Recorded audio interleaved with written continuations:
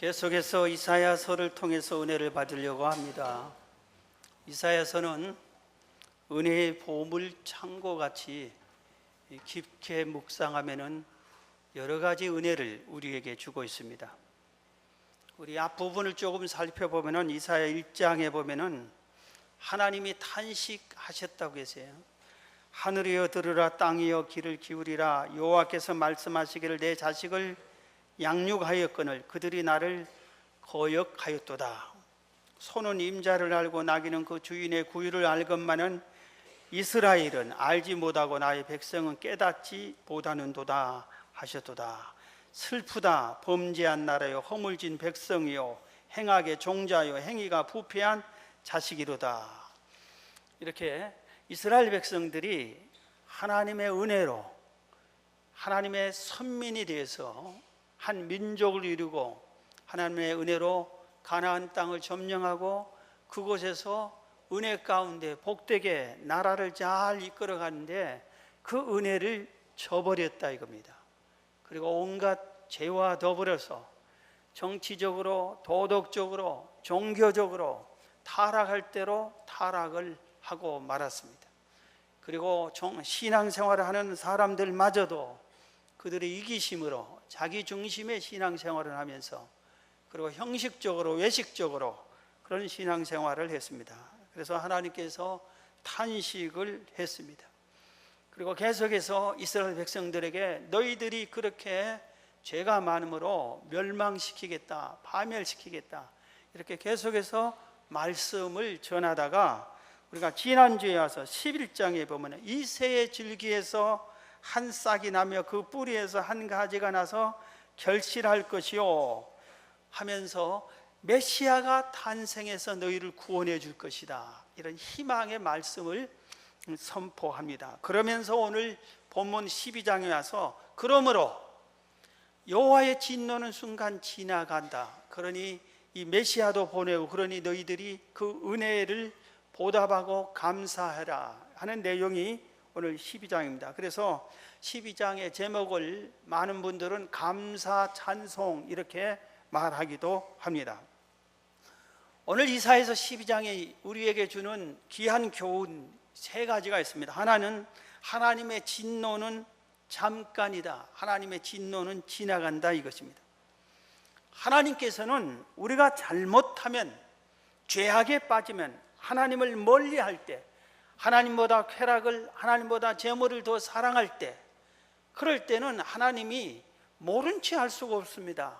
공평한 하나님, 그리고 그런 죄악으로 들어가면은 그들이 멸망받을 수 없기 때문에 그들을 구원해야 되기 때문에 반드시 채찍질을 해서 돌아오게 이렇게 합니다. 진노하신다 이겁니다. 그런데 이렇게 진노를 받은 우리가 하나님 앞에 전심으로 뉘우치고 회개하고 돌아서면은 그 진노를 지나가게 하신다. 그 진노는 잠깐 통과하게 해 주신다 이것입니다. 이렇게 하나님께서는 우리의 잘못을 용서해 주시기를 원하시는 좋으신 하나님이구나 하는 것을 오늘 본문에서 우리가 알 수 있습니다. 사람들에게서 용서받기는 정말 쉽지 않습니다. 그렇죠? 여러분들도 사실 남들 용서해 주는 것을 그렇게 쉽게 용서해 주지도 잘 않을 거예요. 용서를 성경에 70번씩 7번이나 해라, 계속 용서하라, 그래도 용서를 잘 않는 게 우리 사람의 심리예요. 사람들에게 용서받기가 어려운데 어쩌다가 어렵게 용서를 받았어도 그 용서해 준 사람이 나의 잘못을 어떻게 합니까? 기억합니다. 그리고 나중에 또 다른 무슨 일이 일어나면은 그때 그 잘못했던 것을 기억하고 있다가 그것까지 포함해서 더 크게 우리에게 여러 가지로 대적을 하는 것을 우리가 알 수가 있습니다. 그런데 하나님은 그렇지 않습니다. 우리가 비록 잘못해서 하나님 앞에 범죄했을지라도 하나님 앞에 진실로 뉘우치고 회개하면은 하나님이 그것을 다 용서해 주십니다. 그런데 용서해 주시고 그 진노를 거두어 주시는데 그 용서해 주신 그 죄를 하나님은 기억도 하지 않습니다. 할렐루야. 칠판에 잔뜩 제목을 써놨다가 잘못했습니다 하면은 깨끗하게 지워주시. 그런데 내가 또 잘못했으면은 새로운 죄를 기억할 망정 과거의 것을 다시 찾아서 기억하고 기록하고 그러지 않습니다. 하나님은 우리의 용서했던 죄를 하나님은 알지도 몰라요. 용서해버린 것은 하나님은 기억하지 않으신다고 하셨어요. 얼마나 고맙고 감사한지 모릅니다. 그렇기 때문에 하나님의 진노하심이 일이라고 하면, 하나라고 하면은 하나님의 은혜와 사랑과 자비는 9이나 됩니다. 할렐루야. 하나님의 은혜가 훨씬 크신 정말 좋으신 하나님이신 것을 믿으시기 바랍니다. 출애굽기 20장에 보면은 하나님께서 우리에게 10계명을 줍니다. 이 계명을 꼭 지켜라 하고 10계명을 주십니다. 그런데 10계명을 주면서 2가지 이렇게 조건을 겁니다. 만약에 너희들이 이 계명을 지키지 아니하면 3, 4대까지 벌을 내리겠다 그랬어요. 3, 4대까지 벌을 내리겠다. 만약에 이 계명을 지키면은 3, 4대까지 복을 주겠다. 이게 옳잖아요. 공평하잖아요. 그런데 하나님께서는 그렇지 않으세요. 만약에 이 계명을 지키면은 3, 4대가 아니라 1000대까지 복을 주겠다 그랬어요. 할렐루야. 하나님이 잘못하면은 진노는 잠깐이고 은혜와 축복은 오래 길게 해주신다 이겁니다. 얼마나 감사해요. 1000대까지 해주신다 이것입니다. 그래서 우리들이 이 땅에 살면서 하나님의 은혜가 너무 크구나, 고맙구나, 감사하다는 것을 우리가 깨달아야 됩니다. 다윗이 이것을 깨달았습니다. 그래서 시편 103편 8절에 다윗이 이렇게 말했습니다. 여호와는 긍휼이 많으시고 은혜로우시며 노하기를 더디하시고 인자하심이 풍부하시도다 그랬어요. 하나님은 긍휼이 많고 은혜로우시고 노하기는 아주 더디, 참다가 한번 노하시고 그러나 인자하심은 풍부하시도다. 다윗이 직접 경험했어요. 우리가 잘 아는 대로 다윗이 우리아의 아내 밧세바를 범했어요. 그래서 하나님의 선지자 나단이 가서 당신 아주 못된 놈이라고 회개하라고 그러니까 아주 회개를 정말 열심히 했습니다. 눈물을 흐르며 침상을 적시며 회개를 했습니다. 그런데 그 지은 죄를 다 용서해 주는 게 아니라, 용서는 해 주셨지만 밧세바와 다윗의 사이에서 첫 번째 아들이 나는데 일주일 금식하면서 용서해 달래도 그 아들의 생명은 거둬가 버립니다. 그러나 아주 진노만 한 게 아니라 회개한 그 회개를, 다윗의 그 회개를 다 받아들입니다. 그리고 다 이제 용서해 주십니다. 그러면서 바로 이 다윗과 밧세바 사이에서 두 번째 낳은 아들이 누구냐 하면은 솔로몬이 나오게 하는 겁니다. 그리고 이 솔로몬을 다윗 대를 해서 왕이 되게 하시고 그 후에 많은 자녀들을 낳게 해서 다 귀하게 살아가게 해주신 겁니다. 그래서 하나님의 다윗이 정말 죽을 죄를 지었지만 하나님의 진노는 아들 하나 데려간 것이고 다윗의 아들은 수십 명이나 있었어요. 그리고 그 후손이 대대로 왕위를 이어받게 왕 가문으로 이어주게 해주셨어요. 그래서 다윗이 하나님의 진노는 순간이고 진노는 순간 지나가고 그 은혜와 자비는 영원하다 이렇게 말씀한 겁니다. 요나도 마찬가지예요. 하나님께서 니느웨 백성에게 가서 회개하라고 외치라고 그랬어요. 이 니느웨 백성은 아주 못된 족속이었어요. 우리나라에 비교하면 일본과 비슷한 그런 나라였습니다. 여러분, 일본이 잘 되기를 원합니까? 일본이 우리나라보다 못 되기를 원합니까? 웃는 모습이 전부 다 놀부심보 비슷합니다. 일본이 안 됐으면 좋겠다 이거죠. 일본과 우리나라가 축구 시합이나 농구, 배구 시합하면 어때요? 다 이겼으면 좋겠고 그러죠. 그런데 니느웨, 일본과 같은 니느웨를 가서 회개해서 살려달라 그러니까 요나 마음에 안 되겠다, 니느웨는 망했으면 좋겠다, 내가 가서 전하지 않으면 되지, 도망가 버립니다. 다시스로 가는 배를 타고 배 안에 깊은 바닥에서 숨어서 거기서 잠자고 있었습니다. 그런데 하나님께서 어디가 있는지 못 찾겠습니까? 큰 풍랑을 일으켜서 그를 바다에 던지게 해서 물고기 밥이 되게 합니다. 3일 동안 요나가 잡혀 먹여 죽었으면 되는데 죽지도 않는 거예요. 얼마나 고통스럽겠어요. 여러분, 생선 먹기는 좋은데 음식 요리 잘못하면 비린내가 이틀 가는 거 아니에요? 비린내가 3일 가기도 하고, 그렇게 되는 거예요. 먹기는 좋은데, 그런데 생선은 요리를 했는데도 냄새가 나는데 이 생선 뱃속에서 3일 동안 죽지도 않고 너무나 고통스러워요. 그래서 요나가 거기서 하나님께 회개하면서 기도합니다. 살려달라고. 그러면서 내가 다시는 이렇게 불순종하지 않겠노라고. 그러면서 하나님께 간절히 물고기 뱃속에서 기도했어요. 여러분, 물고기 뱃속에서 기도했다는 것은 가볍게 생각하지 마세요.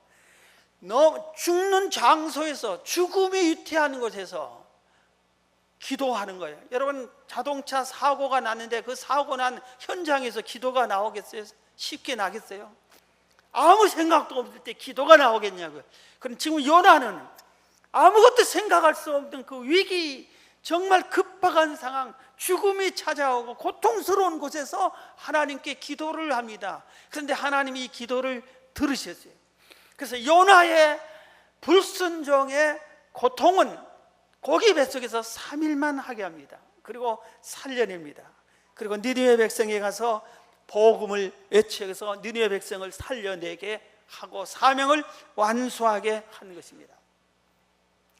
사랑하는 성도 여러분, 우리가 비록 잘못하여 하나님의 진노가 우리 위에 임했다고 할지라도 그 진노를 우리가 회개만 하면은, 뉘우치면은 순간 사라지는 것을 믿으시기 바랍니다. 그래서 지금 내 아픔에 어떠한 고통이 있더라도, 하나님의 어떠한 무서운 채찍이 있더라도 이것은 사라질 것이다. 내가 뉘우치고 진실로 본심으로 마음을 다해서 회개하고 주님 앞에 엎드리면은 사라질 것이다. 금방 사라질 것이다. 이런 희망을 가지시기를 바랍니다. 하나님의 채찍은 짧고 은혜와 사랑은 깁니다. 하나님의 진노는 순간이고 하나님의 자비는 깁니다. 이 사실을 오늘 본문이 가르쳐 주는데 이 말씀을 믿으시기를 주의 이름으로 축원합니다. 오늘 본문이 두 번째 주는 교훈이 있어요.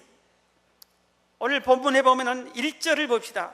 그날에 내가 말하기를 여호와여 주께서 전에는 내게 노하셨으나 이제는 주의 진노가 돌아섰고, 진노가 돌아섰다고 1번에 배웠죠. 두 번째, 주께서 나를 아니하시니 내가 주께 감사하겠나이다 그랬어요. 할렐루야. 오늘 본문에서 주님 말씀하기를 진노가 지나갈 때, 지나가게 은혜를 베풀었으면 이 은혜를 하나님으로부터 받았거든 너는 여호와 하나님께 감사를 드려라 하는 것이 오늘 본문이 가르쳐준 두 번째 교훈입니다. 하나님은 심판과 채찍을 즐겨하시는 분이 아니시, 용서해 주시고 사랑해 주시고 은혜를 베풀어 주기를 좋아하시는 좋으신 복되신 하나님이십니다. 이스라엘 백성들이 하나님을 배신했어요. 그러면 하나님을 욕되게 했어요. 우상을 섬기고 세상만 쫓고 하나님의 계명을 지키지도 않고 죄악 속에 푹 빠져 있었어요.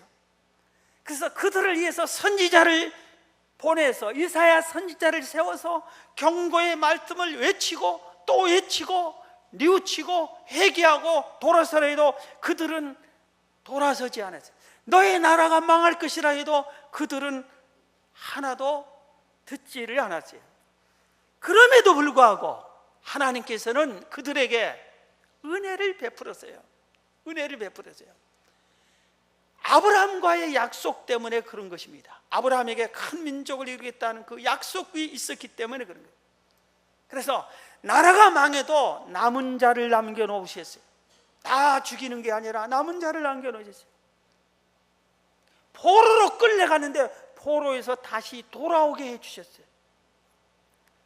성읍을 다시, 성전을 다시 재건하게 은혜를 베풀어 주셨어요. 이스라엘을 회복시켜 주시기로 약속하셨어요. 그리고 메시아를, 구세주를 보내기로 희망을 불어넣어 주셨어요. 그리고 그들을 용서해 주시고 자비로 품어 주셨어요. 그렇다면 이 큰 은혜를 받은 이스라엘 백성들은 감사를 드려야 되는 것입니다. 감사해야 돼요. 우리도 똑같아요. 우리가 지은 죄로 우리는 저주를 받아 마땅해. 우리가 지은 죄로 우리는 채찍을 맞아야 마땅해. 그럼에도 불구하고 하나님은 참고 참아주시고, 채찍을 100번 20번 때릴 것을 한 번만 때리면서 깨닫게 해주시고 기다려주시고, 그리고 우리의 지은 죄를 예수님을 통해서 용서해 주시고, 다시 한번 경고의 말씀을 주의 종을 통해서 깨우쳐 주시고, 하나님께서 은혜를 베풀어 주시고, 이랬을 때 우리가 하나님의 그 은혜에 감사할 줄을 알아야 되는 것입니다. 감사해야 되는 거예요. 하나님은 감사를 요구하시는 분입니다. 예수님은 감사를 하지 않으면 책망까지 하신 것을 우리가 알 수 있어요. 10명의 나병 환자들이 예수님을 고쳐달라고 그러세요. 지금 우리 전 세계적으로 아주 무서운 에볼라라고 하는 병이 발생을 했습니다. 그런데 바로 어제 뉴스에도 나왔어요. 1만 명이 에볼라 걸렸는데 5천 명이 죽었어요. 걸리면 죽습니다, 이겁니다. 10,000명이 걸렸어요. 다 지금 죽어갈 거라 이겁니다. 그런데 살아남은 사람이 불과 10명 안팎이야. 그렇게 무서운 병이에요. 그래서 미국에서는 이렇게 결정했어요. 에볼라 발생 지역에서 미국에 들어오면은 이제 강제로 무조건 21일간을 감금하겠다 그랬어요. 따로 이렇게 모아놓겠다 그랬습니다. 미국 시민과 만나지 못하게. 왜냐하면 21일 동안에 이게 병이 있는지 증세가 나타나는데 21일이 걸려요. 그동안에 아무 이상 없으면은 미국에서 일 보고 가거라. 그렇지 않고 여기서 그동안에 병이 발견되면 그대로 추방시키겠다. 그래서 무서운 나라 같지만 그게 지혜롭게 오히려 잘한 것 같습니다. 에볼라가 아주 무서운 질병인 것 같아요. 여러분, 그런데 나병 환자는 지금 에볼라보다 더 무서운 취급을 받았어요. 나병 환자가 지나가서 가까이 오면은 돌로 쳐서 오지 말라고 돌을 쳐서 못 오게 하고 오면은 죽여버렸어요. 그래도 아무런 법적으로 잘못이 없어요. 그러니까 그래도 에볼라 환자는 병원에 입원하고 격리시설에서 치료를 받잖아요. 그런 나병 환자들은 그런 치료도 받지도 않고 무조건 쫓아내서 너희들은 들이나 산에 가서 너희들끼리 있다 죽어라 이 말입니다. 그 시대는 그렇게 할 수밖에 없어. 그러니 이 병이 가장 무서운 병이었어요.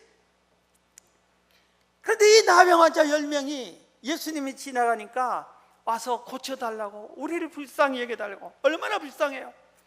그래서 예수님께서 고쳐 주십니다. 이렇게 말씀하셨어요. 그 당시에 이 나병 환자는 제사장이 낫다고 하는 증서를 주어야만 가족에게 들어갈 수 있고 사람들에게 활동을 할 수 있었어요. 그래서 제사장에 가서 너희들의 몸을 보여라 그럽니다. 예수님이 그 자리에서 고쳐준 게 아니라 제사장에게 가라 했어요. 그래서 10명이 제사장한테 달려가는 도중에 이 병이 나왔어요. 자, 여기서 우리가 아주 중요한 것을 깨달아야 돼요. 예수님께서 직접 그 자리에서 병을 고쳐주는 경우가 많이 있지만, 이런 식으로 실로암 내과에 가서 눈을 씻으라 하면 가니까 눈을 씻으니까 눈이 떴어요. 그런 것처럼 제사장에게 가는 도중에 병이 나왔어요. 도중에. 이건 뭐예요? 주의 말씀에 순종할 때 기적이 나타나는 거예요. 순종할 때 병이 낫는 축복을 받는 것입니다. 하나님의 말씀은 복을 주면 내가 믿겠습니다, 복을 주면 더 잘 믿겠습니다가 아니라 순종할 때, 말씀을 지키며 순종할 때, 그럴 때 하나님이 은혜를 베푸는 거예요. 믿고 순종한 자에게 은혜를 베푸는 겁니다. 여러분, 순종은 축복입니다. 믿고 순종하기를 주의 이름으로 축원합니다. 가다 보니까 10명이 다 나온 겁니다. 너무나 기뻐가지고 9명은 제사장에 가서 증서를 받고 집으로 돌아오고 친구를 만나고 동네 사람들 만나고 그동안 얼마나 고생했느냐고 껴안고 아주 정말 기쁘게 했어요. 그런데 한 명이 가다가 나온 걸 보고 나를 이렇게 고쳐주신 예수님께 감사하는 것이 도리다, 되돌아옵니다. 자기도 얼마나 가족이 보고 싶었겠어요. 이 나병에서 해방되고 싶었겠어요. 그런데 되돌아와서 예수님께 엎드리고 살해했다고 성경은 말하고 있습니다. 예수님이 감사하는 그를 칭찬해 주는 것은 한마디도 없습니다. 9명은 왜 감사하냐고 9명을 책망했어요. 여기서 우리가 깨달아 이렇게 했어요. 은혜를 받았고 주님께 은혜를 받아서 감사할 때 칭찬을 기대하지 마세요. 이건 당연한 거예요. 은혜를 베풀었으니까 감사하는 건 당연한 거. 거기서 칭찬 안 해준다고 주님 감사했으면 칭찬해 주셔야죠. 그럴 자격도 없어요. 우리에게는 당연한 거예요. 당연한 거. 그런데 감사하지 않으면 책망을 받습니다. 9명은 어디 갔느냐? 왜 그들도 나았을 텐데 오지 않느냐? 감사로 왜 오지 않느냐 이겁니다. 하나님이 우리에게 은혜를 베풀었을 때 감사하지 않으면 너는 왜 감사하지 않느냐? 이렇게 책망을 하는 겁니다. 그래서 우리는 감사하는 삶을 살아야 되는 겁니다. 저는 개인적으로 교회 여러 가지 절기가 다 고맙고 감사해요. 모든 절기는 맥추감사절, 추수감사절 이것이 있는 것이 개인적으로 얼마나 감사해요. 그 한 달은 내내 감사를 더하니까. 추수감사주의 한 달이네. 감사하다. 감사하는 마음에, 감사할 때 마음이 평화가 오는 것은 해본 사람이 알 수 있어요.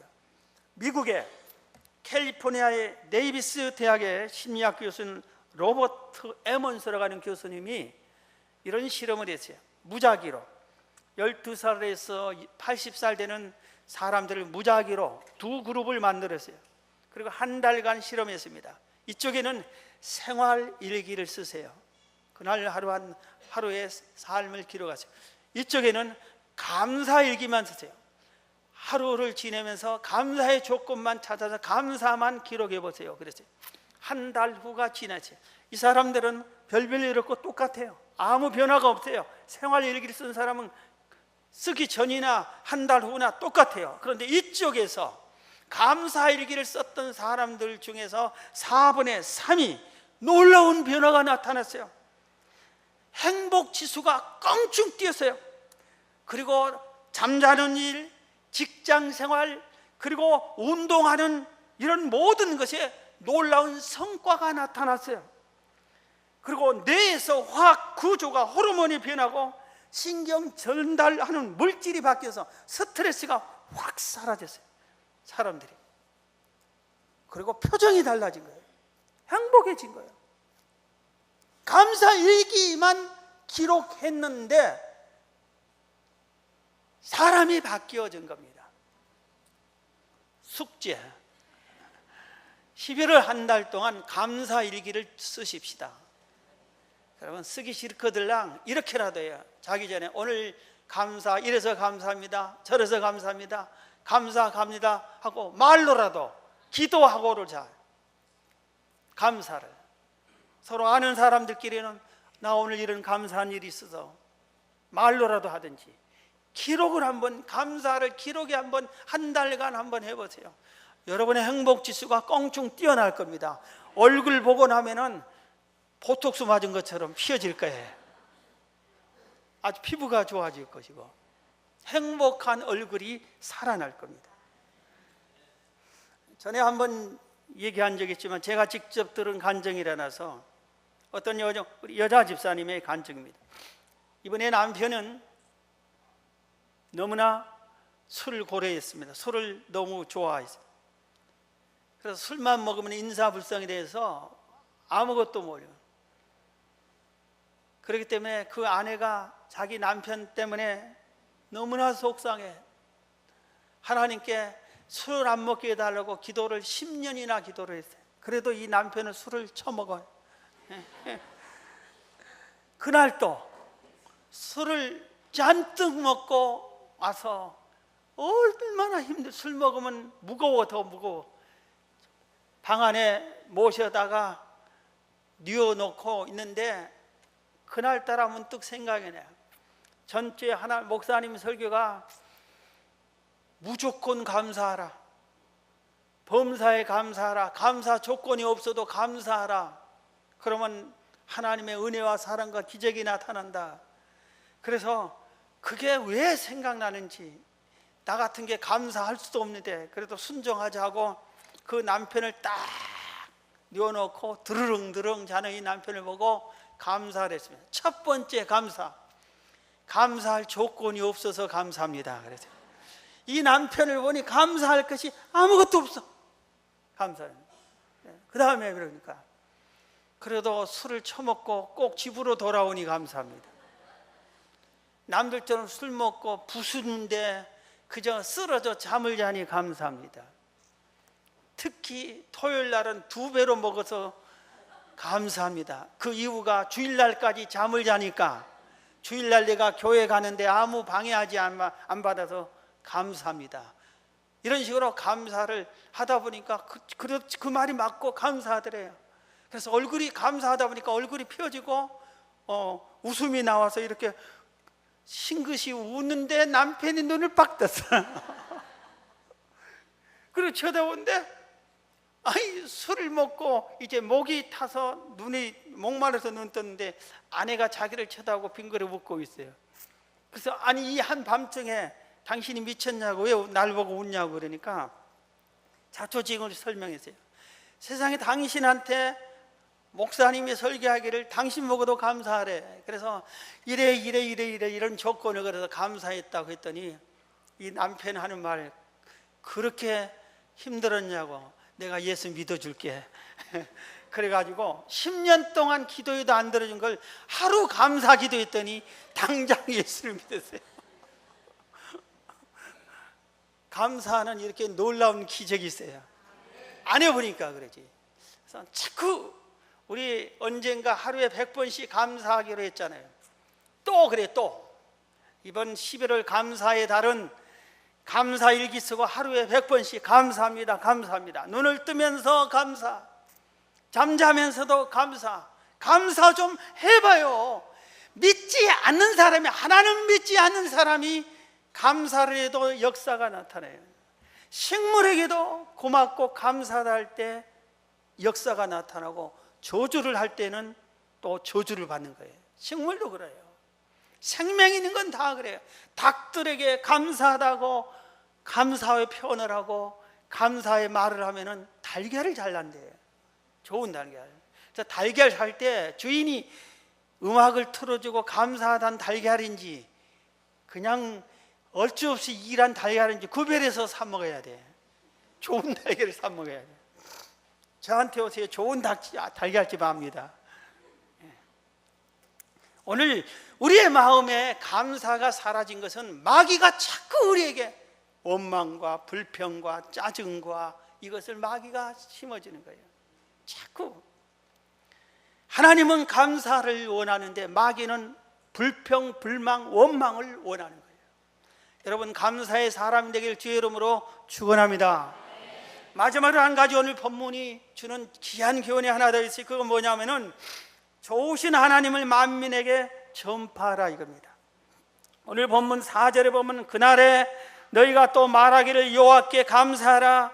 그의 이름을, 여호와의 이름을 부르며 그의 행하심을, 하나님께서 나에게 어떻게 행했는지, 우리나라에 어떻게 했는지 그 행하심을 만국 중에 선포하며 그의 이름이 높다 해라. 여호와를 찬송할 것은 극히 아름다운 일을 하셨음이니 이를 온 땅에 알게 할지어다. 시온의 주민아 소리 높여 부르라. 이스라엘의 거룩하신 이가 너희 중에서 크심이니라 할 것이니라.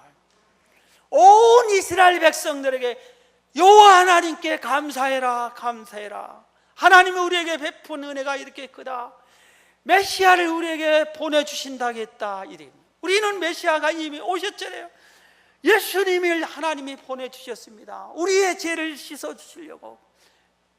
그러면서 그 좋은 소식을 전파하는 겁니다. 계속해서 전파하는 거예요. 하나님이 나에게 베푼 은혜를 받고 그 은혜를 감사하다고 자꾸 전파를 하는 겁니다. 그럴 때 하나님께서 우리에게 더 큰 은혜를 베풀어 주실 줄로 믿습니다. 복음 전파, 하나님의 사랑과 은혜를 전파하는 것은 우리의 사명이에요. 예수 믿는 사람의 당연한 도리요 의무인 것이에요. 여러분, 예수님을 통해서 죄 용서 받았습니까? 그 소식을 전하세요. 나는 죄 사함 받았다고. 여러분, 천국을 믿습니까? 나는 예수 믿고 죄 사함 받고 천국 간다고 사람들에게 자꾸 말하세요. 그러면은 그 사람들도 나도 천국 가야 되겠다고 마음이 움직여집니다. 내가 받은 은혜를 외치는데 이것은 생명의 말씀에서 듣는 사람의 마음속에서 싹이 나고 열매를 피우게 되는 것입니다. 언제나 이맘때쯤 되면 생각나는 우리 성도님이 한 분 있어요. 심경옥 성도님이라고. 우리가 약 15년 전에 이 성전을 건축하고 그 다음에 이 성전이 채우자고, 성도로, 알곡 성도로 채우자고 전도 운동을 일으키고 기도 운동을 일으켰습니다. 하나님, 알곡 성도를 보내주세요. 전도의 문을 활짝 열어주세요. 그때는 예배를 드려도 자리가 차지지 않고 텅텅 비었어요. 2부 예배를 왜 드리냐고. 2부 예배 드리면 부끄러웠어요. 외부 사람이 하면 2부도 드리고 3부도 그렇게 용감하게 믿음으로 드렸는데 2부에는 뭐 그냥 20-30명이나 앉아있어요. 2부 예배는. 그래서 막 열심히 기도하고 전도하면서 모두 다 전도를 막 성도들이 그때 열심히 했습니다. 그런데 우리 강단에 꺾어지를 10여 년 넘게 했던 이혁근 권사님이 자기 친구 한 명을 전도했어요. 그 친구가 어떤 친구냐면 아주 특별한 친구예요. 간경화, 간암으로 그 당시에 간 치료의 전국의 1인자가 서울대학병원 김정열 박사님인데 그분에게 진단을 받고 치료받으면서 당신이 이제 끝 사형 선고를 받았어요. 이제 언제 죽을지 모른다. 죽음을 준비하라고. 그리고 병원에 올 필요도 없다고. 와배 소용이 없다고. 한 달도 못 넘긴다고. 이런 사형 선고를 받으신 분이에요. 그래서 이분이 와서 복음을 들었습니다. 예배를 참여하고 설교 말씀을 듣더니 희한한 일을 행동을 하는 겁니다. 그날 그 즉시부터 예수를 믿기 시작한 거예요. 그리고 온몸이 까매요. 그 간경화에서 얼굴이 까매. 그리고 눈동자는 노래요. 까마. 황달이 지나면은 황달색의 노란색이 변해서 까매지는 거예요. 얼굴이 까맣고 눈동자는 노랗고 꼭 사람 같지가 않아요. 모양이 얼마나 그렇게 무섭게 보이는지 몰라요. 그런데 그 몸을 지탱도 못하는데 주일날 예배 들으면은 두세 번을 다 들락날락거려요. 그렇게 소변을 화장실을 자주 가야 돼. 그래서 제가 속으로 왜 좋은 사람을 전도해 오지 저런 사람을 전도했나 말은 못하고 속으로 예배를 왜 저렇게 방해하나. 저는 예배 방해하는 걸 제일로 싫어하거든요. 그러던데 이분이 그 다음 날로 새벽 예배도 나오는 거예요. 또 그리고 철야 나오고 계속 나오고. 그래서 믿음을 보고 돌아가시기 전에 빨리 세례 주자 해서 돌아오는 추수감사 주일에 학습을 생략하고 교육을 시켜가지고 예수님을 영접시키고 세례를 베풀었습니다. 곧 죽으니까 세례 받고 천국 가시라고 그렇게 세례를 베풀었어요. 그런데 계속해서 새벽 예배 나고 계속 예배에 철야 나오는데 기적이 나타난 거예요. 두 가지 기적이 나타났어요. 하나는 뭐냐면은 그가 점점 힘이 생기는 거예요. 저는 비실비실하더니 힘이 생겨요. 그리고 화장실을 안 가는 거예요. 두세 번 가더니 한 번 가더니 이제는 안 가는 거 견디는 거예요. 몸이 어디가 좀 좋아진 것 같아요. 그러더니 어느 날 하나님께서 천국을 보여주셨어요. 예수님을 만났어요. 그가 놀래가지고 저한테 찾아와서 하나님이 천국을 보여줬다고 천국을 얘기하고 예수님을 만났다고 얘기하는데 얼마나 얼마나 기뻐하는지 모릅니다. 그래서 내가 철야 때 성도들 앞에서 간증하라고 해서 성도들 앞에 간증도 했습니다. 그러면서 이제 내가 뭘 해야 됩니까? 그러니까 이 당신을 이렇게 당신이 본 천국, 당신이 만난 예수, 당신의 죄를 사해준 예수님을 전도하라고 그랬어요. 그때부터 하루도 쉬지 않고 전도하러 다닌 겁니다. 그런데 몰골이 죽기 직전에 시체와 같은 사람이 전도하니까 사람들 다 피해, 기분 나빠하고. 그래서 지하철에 가서 막 계속 전도하고 하는데 어느 날 울고 왔어요. 왜 그러냐고 했더니 지하철에서 장사하는 사람이 재수 없다, 그리고 장사 방해된다, 당신이 옆에서 전도하면 사람들이 당신 피하느라고 손님이 내 옆으로 오지도 않는다 하고 두들겨 패가지고 맞고 울고 하세요. 그래서 저도 저분이 우리 교회 주보를 전도하면은 올 사람도 안 올 것 같아서 좀 쉬라고 그랬어요. 하지 말라고 그랬어요. 그런데도 그 다음날 또 갔어요. 하루도 쉬지 않고 계속 전도했어요. 기적적으로 1년 넘게 더 사시다가 정말 행복하게 하늘나라로 가셨어요. 한 달도 못 산다고 했는데 하나님이 예수 믿고 전도 좀 하고 오라고 그랬는지 생명을 연장을 시켜주셨어요.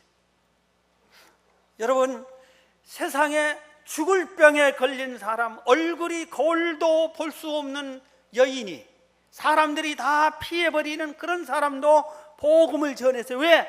자기가 본 천국이 있고 자기가 만난 예수가 있기 때문에. 여러분이 만난 예수, 여러분이 응답받은 기도 응답, 여러분이 받은 은혜, 그것을 전해야죠. 여러분들은 잘도 생겼구만, 건강하고만, 아프고 병들고 몰골이 말이 아닌 사람도 전도했는데 여러분을 또 해야지요. 오늘 말씀을 마칩니다. 여러분, 하나님이 우리에게 내린 진노는 순간입니다. 내가 어떠한 저주받을 일을 했을지라도 회개만 하면은 진노는 순간 사라지고 맙니다. 믿으시기 바랍니다. 그 은혜를 감사하시고 그 은혜를 전파하는 여러분 되기를 주의 이름으로 축원합니다.